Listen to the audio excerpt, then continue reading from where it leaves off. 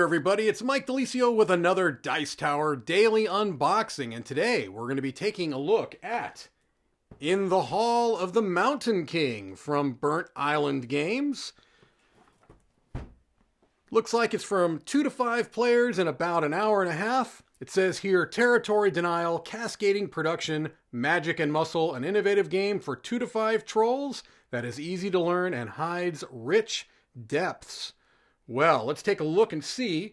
It's a large box, seems stuffed to the gills. Well, let's see if we can get an idea of how this game plays by taking a look at the components.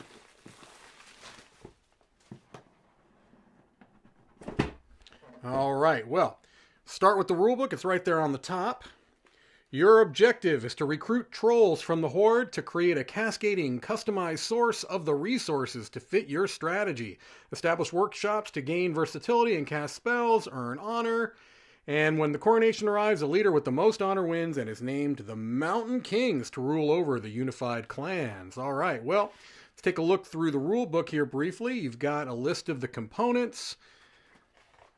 You've got the setup, the general setup, and the player setup. Seems quite involved from a cursory glance here. Looks like there's certainly a lot going on here. On your turn, you perform these steps in order. Spells and workshops. You may cast one spell, and you may activate one of your workshops. You may do both in either order, or just one, or neither. Recruit or dig. You must either recruit one troll from the horde or spend minerals to dig one tunnel and score honor. The Great Hall, where you can dedicate one Great Hall and move statues. You may move as many in your network as you wish by spending carts. All right. And then it goes into more detail over each of those different actions that you can perform on your turn. Okay.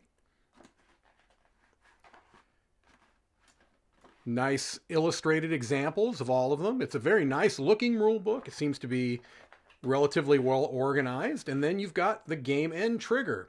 The first player to recruit the 10th troll earns the first coronation token, which is worth 5 honor at the end of the game. And then the next players will get smaller numbers of points, and then you'll have a final scoring and an example of final scoring, which is always nice. And then apparently a team play rule, which it says is used for exactly 4 players. All right, let's take a look here. Well, it says this is the Kickstarter edition, and while the rulebooks only show the retail versions, this is going to show some updated components. So keep that in mind. Depending on which version of the game you may look at, it may appear slightly different. Let's take a look at the board here. It is a double-sided board. This has kind of an ice feel to me, with the white around the outside and snow. And then this is more of a, I don't know what you'd call it, maybe an autumn. All the different colored leaves around the board there, but both pretty attractive to my eyes. Nice looking board. I like the look of that. We've got some cardboard components here.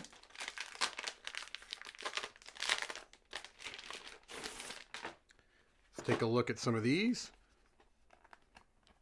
These are nice, thick cardboard pieces of different shapes. You can see kind of the polyomino, which is in so many games here in the last few years. It'll be interesting to see how this kind of handles that type of game, and hopefully a bit of a different way than maybe what's been seen before. I won't know until I try it out. Nice quality tiles there. And then we've got what looks to be some lovely game trays, molded plastic inserts where you can place the different polyominoes and some other cardboard components there.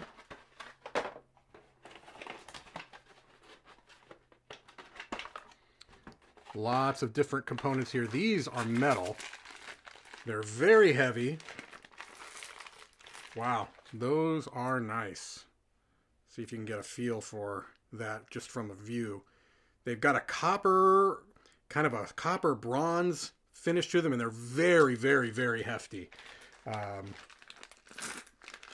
Seem quite substantial.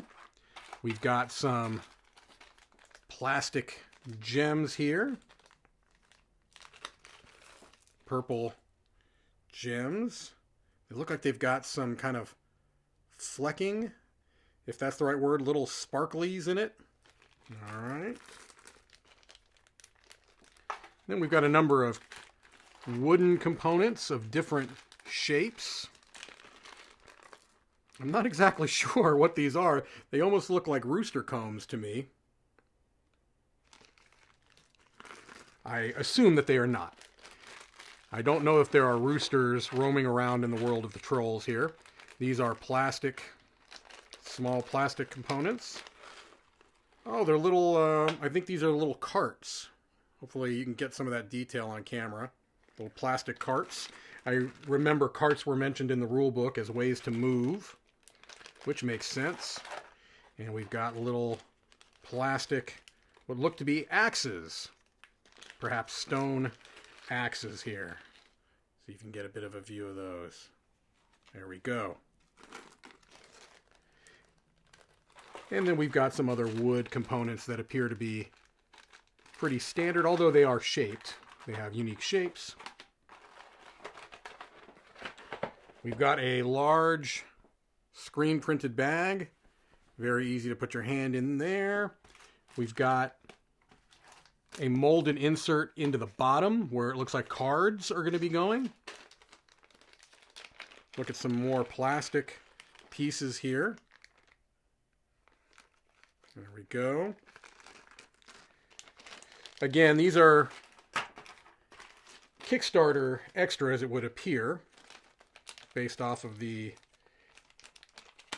documentation provided. These are also plastic pieces. These are recessed. They look like you're going to place something inside of them. Perhaps those pieces I just showed you actually look like they would slot right in there. We've got what look to be wooden trolls here in the player colors.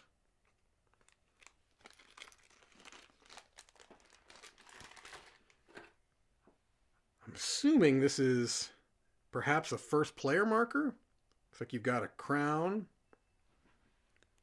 All right. Let's look at some of these cards. We've got a mini expansion. These just look like maybe carts, things you place resources into those, it would appear. These are large size cards. The Ascension Ceremony. Discard one level 2 troll from your Troll's Moot. Hollow Leap.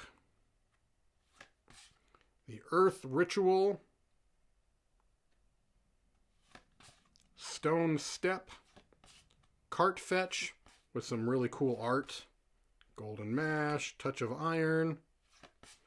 Banishment. Invigorate. Get an idea. Really nice artwork on those cards. We've got some cardboard components here that appear to be perhaps player boards of a fashion. I'm not sure, but that's at least how they appear on first blush. Yeah, it looks like there are places to place cards up there, perhaps. Double-sided. They give you a little bit of a rundown. May cast a spell, may use a workshop, may recruit a troll in the different player colors. And then finally, we've got 3 small decks of cards here. We'll take a quick look at those. All right, they look like they are resources, stone, and maybe 2 of the gray resource, which I'm sure has some significance, whether it's stone or iron or something along those lines. Okay, but resource cards.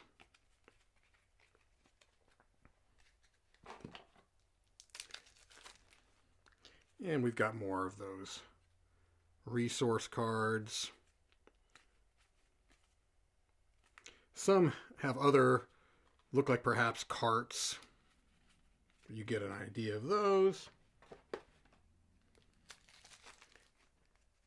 And it looks like even more. These have different numbers on the back, so perhaps they come out at different times in the game. It would make sense. Perhaps the resources might ramp up as the game goes on. All right, well, there's a lot to take in here. There's a whole lot of components in this game, and certainly this Kickstarter edition is very, very deluxe in look and feel. That is in the Hall of the Mountain King. Thanks for watching another Dice Tower Daily Unboxing. Thanks so much for watching another Dice Tower video. If you enjoy our videos, subscribe to the channel for more fun, comprehensive board game coverage. Also, consider joining us at one of our events. Come to Dice Tower Retreat, a small, intimate gathering where gaming is king. Join us for Dice Tower Cruise, the largest board game cruise. Attend Dice Tower West in Las Vegas for gaming fun on the West Coast, or Dice Tower East in Orlando in sunny Florida. Dice Tower Conventions, the friendliest gaming conventions on Earth. I'm Eric Summerer, and you've been watching The Dice Tower.